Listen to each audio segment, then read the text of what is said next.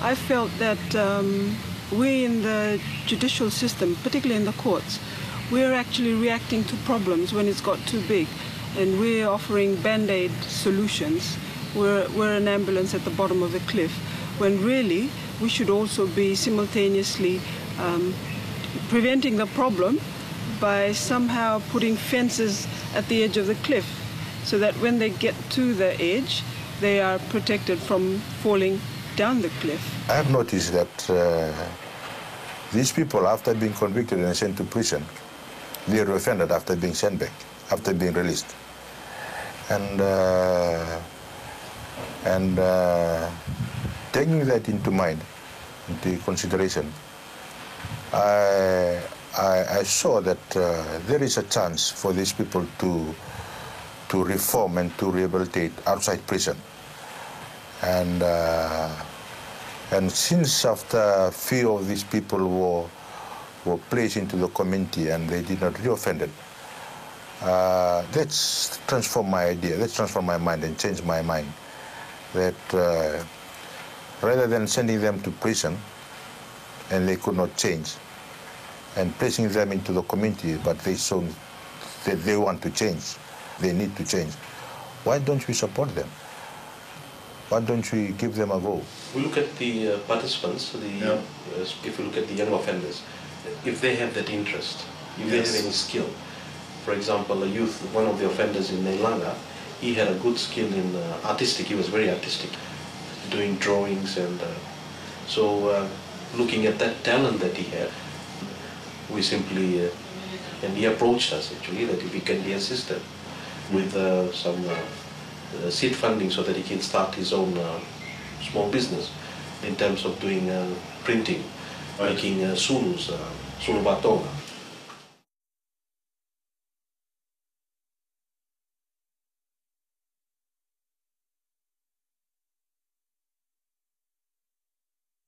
So with the introduction of this program, the crime rate really dropped. And even the prison population too dropped. It was amazing that a year before the program started, 49 in December.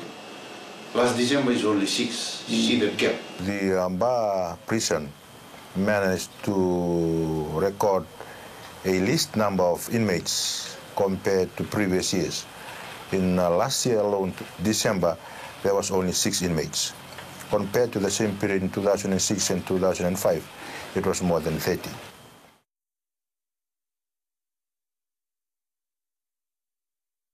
Before, it was a different. The law enforcement was more concerned in getting me brutalized, go to the police station, go to the judicial system.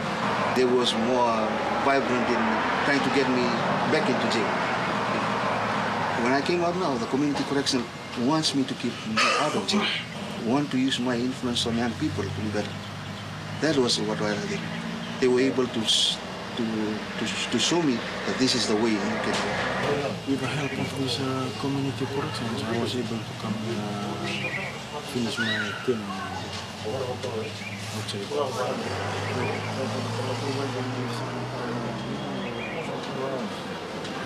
Funds from screen printing. We are very happy with this community correction, because before we are hating each other. Police and our society. And our society, And after the community correction came through, we are happy for that. Because we are,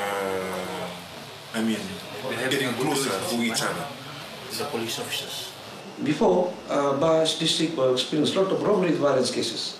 You hear one robbery is offense committed here tonight, you find next one, you'll know that the next one is about to be done in few days because a vehicle is stolen from here. But now we are just experiencing crimes directed at food items.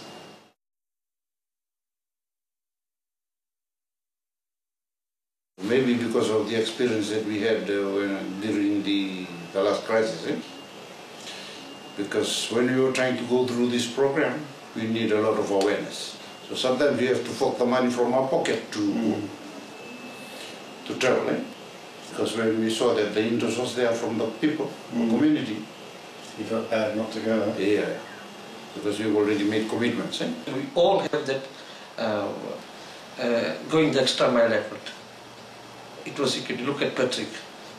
If he comes for a awareness program in Bar, bringing his car, he'll stay here until last person leaves the place.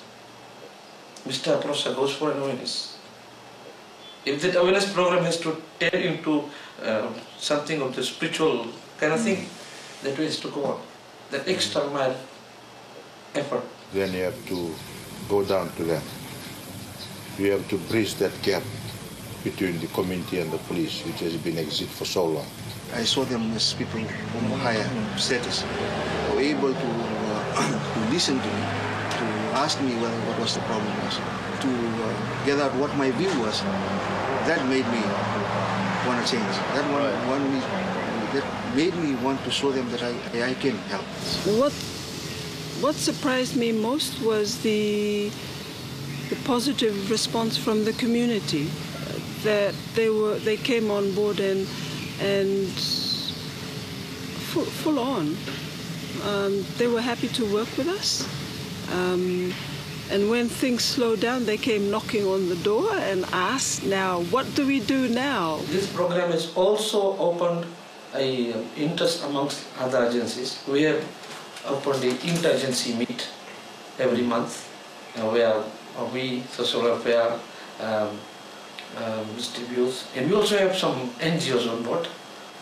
Munkasi Center, Senior Citizens, we have National Fire Authority on board. We named that program as One Stone Bus. Can I first emphasize it was a teamwork? Can I also emphasize that my job was the easiest in terms of giving out the orders? Walking the talk was really the supervisors and the probation officers, who were the Turangani Korus, the advisory councillors, and social welfare officers, who acted as chief probation officers. They really, I take my hat off to them, because like I said, my hands are clean. I just write the orders and I announce it. Yeah, they're the ones who walk through the talk and really do the hard stuff. Whereas we had commitments, we sacrificed, we came out of our ways in order to see that this program does things. We walk for the people.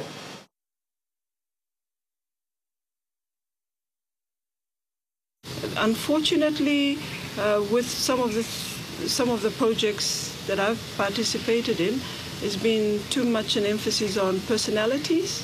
That's not good, because when that person leaves, the project dies with that person leaving. So unless we, stakeholders or the powers that be, sit down and work out a system that anyone can pick up as a package and run with it, it'll benefit the community, it'll benefit everyone from bottom up, top down. After 200 hours of community work and rehabilitation, there is no continuity from the 200 hours. There is no program set up to continue the rehabilitation of this youth, of this offender, at least for him to stand on his foot and support himself. Financially, we didn't have any funds to allocate to this program from our side. In terms of training, where we have to run special programs, then we sought for donor agencies, and OZAID was the one that had also assisted us, or provided us funds last year, yes.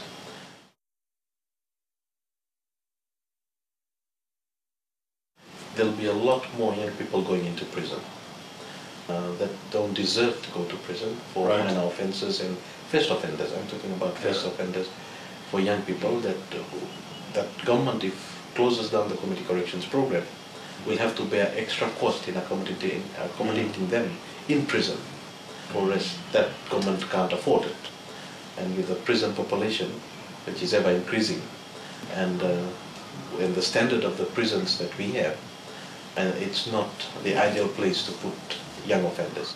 Most of the boys unemployed. If they could get jobs or do some programs.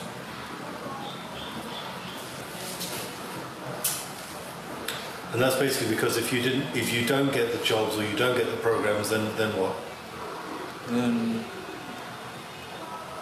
don't know what these boys will do. Have a guess. It will be worse than it was before this area. The crime rate, everything, it will be worse.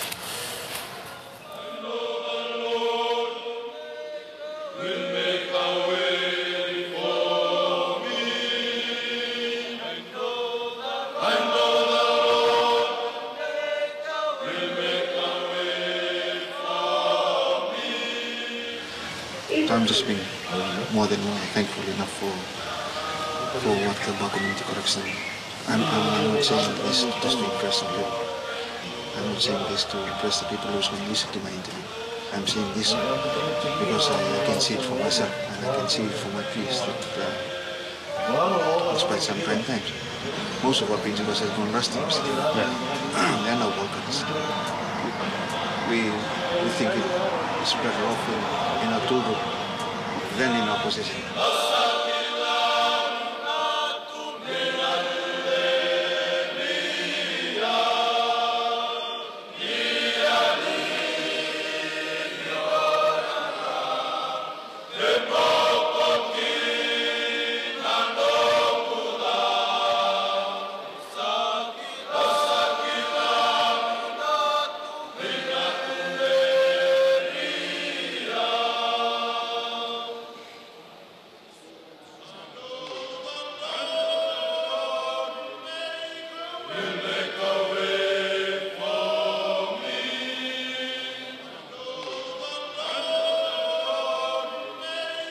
Will